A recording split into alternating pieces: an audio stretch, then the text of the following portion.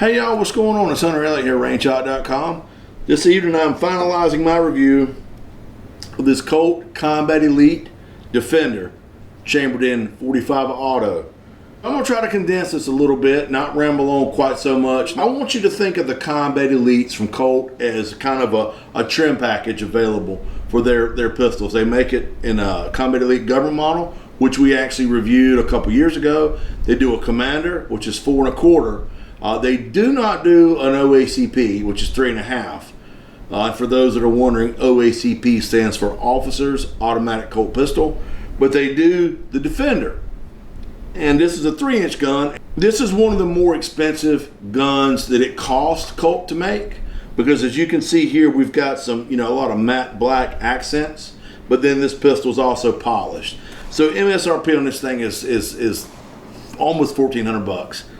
Which is, I understand that's a little bit of money, but if you're looking for like a subcompact 1911 style pistol and 45 or 9mm and you don't want to quite part with that, hey, there's Corporal Buster.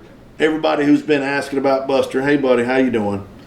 He just had supper and he's going to get here and get in the way. But it's all right. But you don't, you're not looking for this level of trim. Colt also makes the Defender, which MSRP is for under $1,000. And it's very similar to this pistol. But let's talk about this Combat Elite. Now, I got this a few months ago, and I've actually been carrying it, and I've really enjoyed reviewing this gun. I've had a lot of fun with it, and it's proven to be a reliable little small subcompact 1911. Here, no magazine, slide lock to the rear, chamber's empty, so we know it's safe to talk about. Now, as always, I'm going to ask, if you've made it this far in the video, bless your heart, please consider subscribing. I'm going to try to continue to earn your subscriptions. But it really goes a long way to help, especially us gun channels, when you subscribe, like, and comment on our videos, because we're kind of up against a little more than other channels aren't, being we're firearm related. But, we go through the safety steps and we show everybody these guns are clear and we're not selling anything. So that should keep YouTube happy.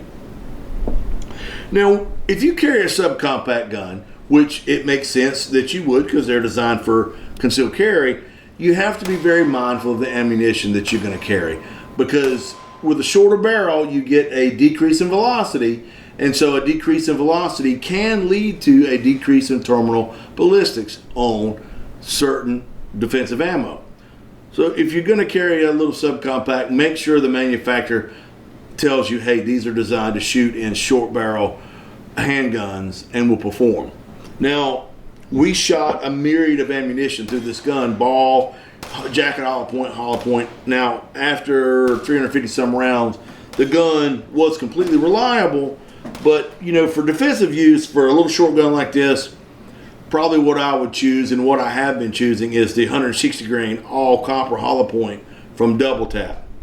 It is designed to perform well in any barrel length that you may encounter, specifically for especially these little subcompacts, but would do well in a government model. And that actually led to some conversations that we had while we were reviewing the gun. So there's going to be an article and video that we're going to do where we're showing the difference of how ammunition performs out of a little subcompact pistol like this. Now, I've showed you it's clear, so I'm going to ride the slide home. As you can see, approaching is Sweet Pea. Sweet Pea had supper too. Hey baby, how you doing? Sweet Pea's a good kitty cat. We won't flag her.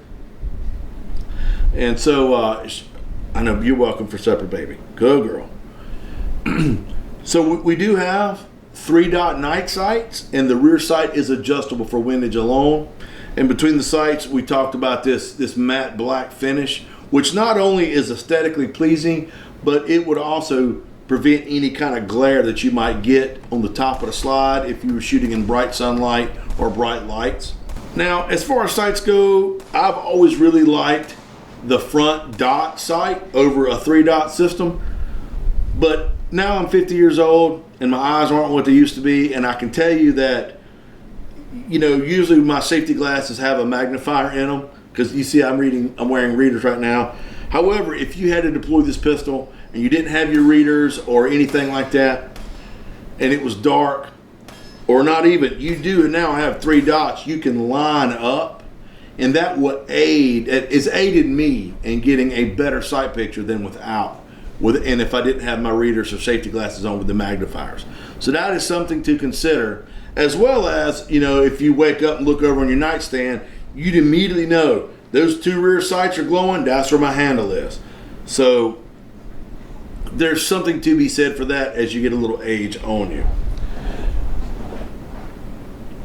The trigger is excellent. It has got just enough take up to where you can certainly prep that trigger and you feel that wall, and then the trigger is breaking right around 5 pounds, and then it's got enough take up for you to get that good follow through.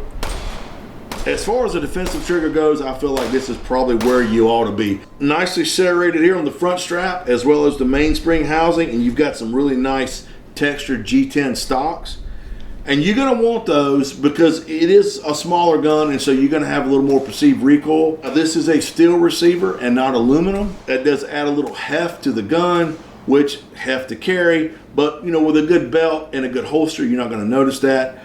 But it does help soak up some of that recoil when you're running the gun. It does feature ambidextrous safety. Normally, I would frown upon that. I'm not really an ambi safety kind of guy. However, except for what I would consider maybe a carry gun or a defensive gun, solely because if you're strong hand, if you're right-handed and your right hand is incapacitated or injured, you can still run this gun and work the safety. Safety here also is nicely serrated. So if you've got to work this gun with wet hands, bloody hands, gloved hands, everything here is well textured. The magazine release, the thumb, the hammer spur, all this stuff is really textured. You've got really nice deep cocking serrations, and they're not sharp, but they are grippy. And so the gun is very tactile. Everywhere I put it, I feel like I can get my hand on it, and I've got a good secure hold. You do have a very nice upswept, deep beaver tail to get that really deep purchase. And then here again, a palm swell, just to a little bit of added insurance to you're completely depressing that grip safety when you run the gun. Because it's a 3-inch, there are some anomalies with it as far as the reverse recoil spring plug, a different recoil system, which we're going to talk about in another video. Here again, we're trying to condense this down for the people just curious about this particular pistol. It does ship with the shorter magazines. Now they are 7+1 because it's got the DeVal type follower that collapses. But we also ran the gun with standard magazines, 7 and 8 round like this, with different types of ammo and different types of 1911 magazines. The gun was 100% reliable regardless of what magazine we used. However, if you're running a 1911, I would certainly recommend Checkmate magazines. They're the OEM manufacturer for a number of 1911 manufacturers. And so all of my magazines if it's a range magazine and I don't really care, I'm not going to sweat it. But if it's for my defensive gun, it's going to be a Checkmate. If you made it all the way to the end, here again, I'm going to ask, please consider subscribing to rangehot.com YouTube channel. And remember, there's going to be an article on rangehot.com that's going to have all of the technical specs. Take care of yourselves and each other. Look forward to seeing you at the range.